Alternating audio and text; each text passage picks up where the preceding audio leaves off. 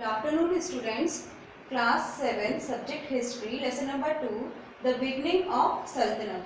सल्तनत काल की शुरुआत. जैसा कि हमने कल इल्तुतमिश के बारे में पढ़ा था कि इल्तुतमिश की जब मृत्यु हो गई तो उसके जीवन काल में ही उसने अपनी पुत्री रजिया को अपना उत्तराधिकारी नियुक्त कर दिया था. आज हम पढ़ेंगे रजिया सुल्तान, जो प्रथम महिला शासिका रही, इसके बारे में पढ़ेंगे. इनका शासनकाल 1236 से लेकर 1240 तक रहा.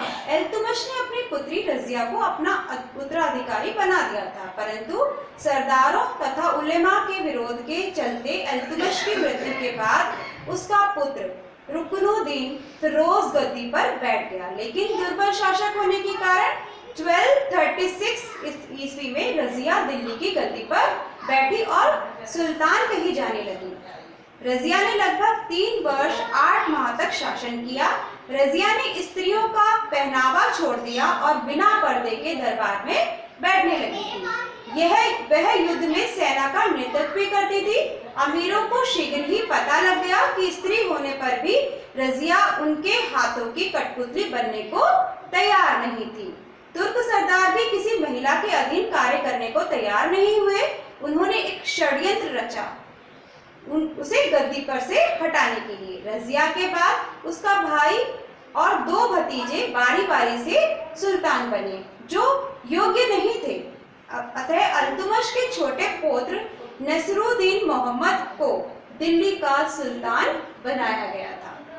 अब हम नेक्स्ट पढ़ेंगे नसरुद्दीन महमूद. 1246 से लेकर 1265 तक का इनका पीरियड रहा. 40 तुर्की जो अमीरों का दल था उस समय अत्यधिक शक्तिशाली हो चुका था. वह जिसे चाहते गद्दी से उतार देते और जिसे चाहते गद्दी पर बैठा देते. 1246 में इस दल ने इल्तुतमिश के पुत्र जो नसरुद्दीन मोहम्मद को सुल्तान बना दिया था. मोहम्मद ने एक अमीर जिसका नाम बलबन था उसको अपना नायक बनाया. बलबन ने धीरे धीरे अपनी स्थिति को बहुत सुदृढ़ कर लिया और एक शक्तिशाली सरदार बन गया.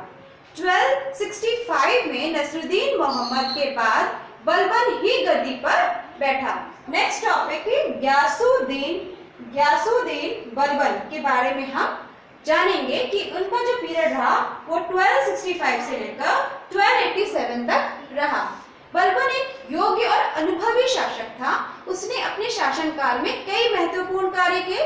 उसने दिल्ली को सुरक्षित बनाने के लिए आसपास के जंगल को कटवा दिया, साफ करवा दिया और वहां बहुत सारी पुलिस चौकियों का निर्माण करा दिया.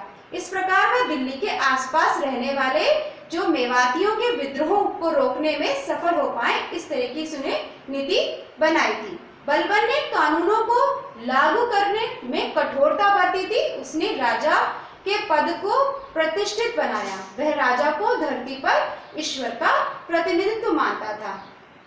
इससे उसकी निरंकुशता जो सुरक्षित होती थी, इसलिए वह दरबार में अत्यंत गंभीर मुद्रा में बैठा रहता था. वह ना तो कभी मजाक करता था और ना ही कभी हंसता था. सैनिकों को संतुष्ट करने के लिए भी उसने उनका वेतन सदैव समय पर दिया और उन्हें सक्रिय रखने के लिए निरंतर अभ्यास पर बल भी देता रहा.